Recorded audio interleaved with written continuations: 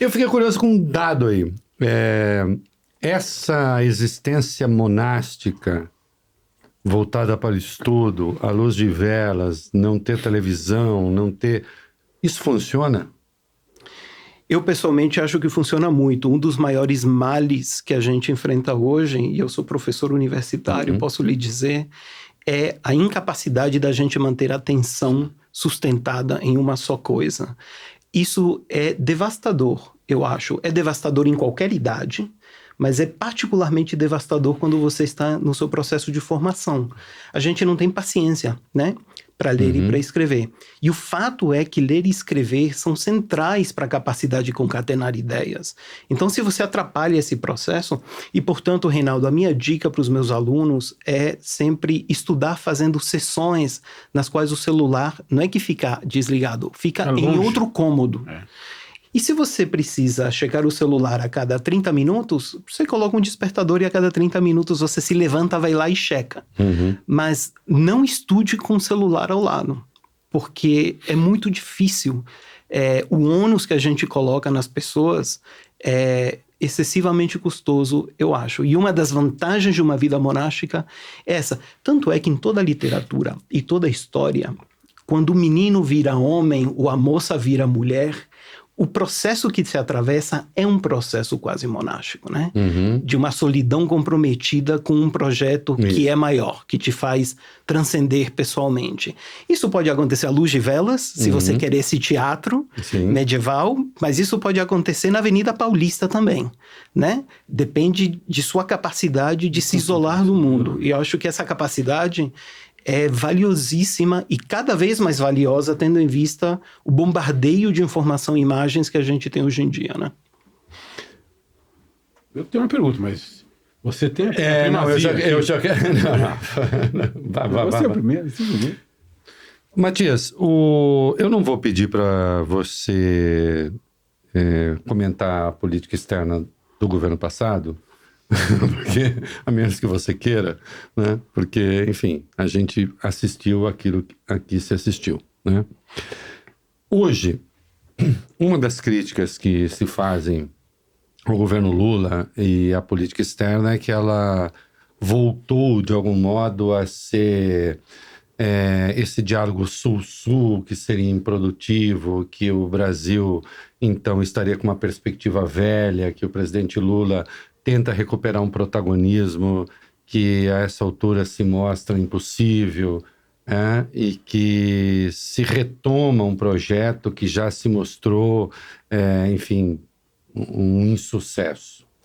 Como é que você vê a política externa brasileira hoje? Você compartilha dessa ideia de que se tem uma visão atrasada do que acontece no mundo? Muito interessante. Então, deixa eu começar falando do governo passado. Sim. Uma das muitas tragédias do bolsonarismo foi que o bolsonarismo conseguiu eliminar a reflexão sofisticada sobre política internacional na direita brasileira. A direita brasileira tinha uma visão de mundo. E essa visão de mundo foi construída desde o processo de transição para a democracia, com relativo êxito. A gente pode questionar os princípios básicos dessa concepção do mundo, mas havia uma concepção do mundo que, em várias instâncias, serviu bem ao Brasil. Não perca o fio, por favor, mas eu quero dizer uma coisa aqui. Uma das tragédias do bolsonarismo foi ter acabado com a direita democrática. Isso, sem dúvida. Não temos mais direita democrática. Acabou. Foi uma das tragédias. Eles conseguiram isso também nas relações internacionais. Fecho parênteses. Portanto, o debate ficou enormemente empobrecido. Porque quando você olha para a direita hoje, qual é a visão de mundo e qual é a alternativa a esta crítica do Sul-Sul? O fato é que não há nada, né? Há alguma proposição genérica de que o Brasil não deveria estar tão vinculado ao chamado Sul Global, deveria se reorientar para se aproximar do Ocidente, mas que diabos isto significa no atual contexto? Não há uma resposta, porque não há um debate. Isto é muito empobrecedor e, portanto, o debate fica dominado pelo governo atual, que tem uma concepção de mundo, que também é criticável, mas eu acho que é criticável não por esse motivo. O problema não é que é uma visão setentista do sul global e das relações com o sul, porque essa dicotomia norte-sul não faz sentido algum para o Brasil, que é uma sociedade hipercomplexa, muito rica e que depende enormemente do sistema internacional em todas as suas instâncias, né? O objetivo de uma política externa é criar um ambiente internacional em que a sociedade possa prosperar. O Brasil precisa muito do mundo. Qual é a minha crítica à política externa deste governo? É que tem áreas centrais de mudança e transformação que não aparecem na concepção de política externa. Uma delas, o crime organizado transnacional. O crime organizado transnacional não era um problema sério para o Brasil uma geração atrás. Hoje ele é um problema. E é um problema para o povo brasileiro, porque o efeito que ele tem é uma queda na qualidade de vida do eleitor. E se a esquerda não tem uma visão de como encaminhar esse projeto de uma maneira que seja progressista e propositiva, muito mais radical do que qualquer coisa que a gente vê agora, o fato é que a direita nadará de braçada neste tema, que é o tema da segurança pública. Então, o primeiro tema é este que a gente pode conversar. O segundo tema é a revolução tecnológica. A revolução tecnológica que a gente vê hoje com inteligência artificial é igual ou maior do que a Revolução Industrial.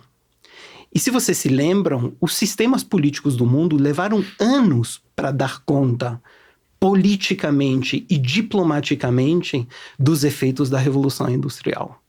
A gente hoje está vivendo essa revolução tecnológica, com imbricações em como a gente vai viver, como vai se governar, como é que você faz saúde pública, como você faz segurança pública, como você faz política externa. E nessas duas instâncias que são tão centrais, a atual concepção de política externa não tem nada para dizer. Temos muito pouco para dizer também em relação à China. Apesar da ênfase ser na relação Sul-Sul, o Brasil precisa de investimento chinês, sem dúvida alguma. A China tem crescido fenomenalmente no Brasil. E isso é muito positivo em muitas instâncias, mas isso também cria uma nova dependência. E a gente precisa ter um debate maduro, não politizado, sobre essa nova dependência. O problema é que a polarização política embarga esse debate. Como o Bolsonaro fez campanha contra a China, foi o único candidato no mundo, em 2018, né? Sim. Que tirou uma semana da campanha para ir fazer campanha em Taiwan para provocar os chineses. Né? Mobilizou o argumento anti-China com grande êxito. A gente acaba de rodar uma série de surveys, né? Na direita brasileira, o sentimento anti-China é um sentimento que o bolsonarismo conseguiu manipular. Sim. Que é baseado em nada, é baseado em ar, não há evidência. E caiu nos braços dos chineses a despeito de tudo isso.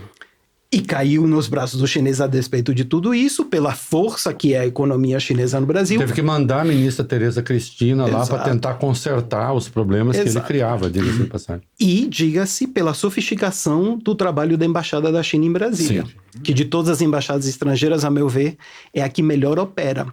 Mas isto nos diz algo muito preocupante.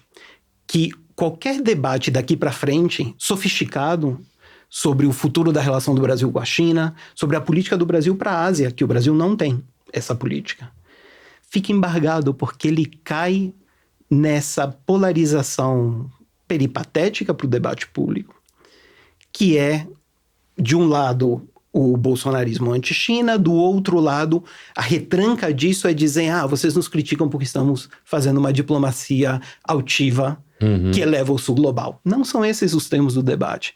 Eu sinto, de modo geral, isso não é da esquerda ou da direita. O debate está pobre, Reinaldo. Sim. E isso é um problema para o Brasil, porque o mundo está mudando de uma maneira muito acelerada. E o risco da gente perder o bonde é enorme. Eu te passo já, mas agora é muito importante. Quem no mundo está entendendo esse novo momento a seu juízo? Olha, o novo governo trabalhista no Reino Unido tem uma concepção dessas transformações que é, a meu ver, muito mais sofisticada do que a gente viu no coração da Europa até agora. Mas sabe quem está vendo de fato isso? A Índia. A reflexão estratégica na Índia é de tirar o chapéu. A Índia, que era um país, muito pouco tempo atrás, muito análogo ao Brasil, e que ainda tem índices sociais terríveis, mas ela está dando pulos, né? Ela está dando saltos. Caminha para ser o quarto PIB daqui a pouco. De ginástica sueca, né? Carpados duplos. Sim. No seu processo de ascensão internacional. E isso é acompanhado pela reflexão estratégica. Então, se você ouve os professores de relações internacionais, os diplomatas, os assessores presidenciais que trabalham com temas internacionais na Índia, é um negócio realmente fenomenal de criatividade diplomática. Outro lugar onde a gente vê muita reflexão importante agora é na Indonésia e nas Filipinas. Porque esses caras estão sendo obrigados pelas transformações pelas quais passa a Ásia a se reorganizarem. Em comparação com essa reflexão, a nossa é muito pífia. É muito pífia na imprensa. A situação da nossa imprensa é terrível, né? A gente não tem correspondentes na Ásia. Bom, não temos correspondentes hoje em dia em quase lugar nenhum, né? É muito patética na academia, é muito pobre no âmbito governamental e no debate político-partidário é quase que não existente.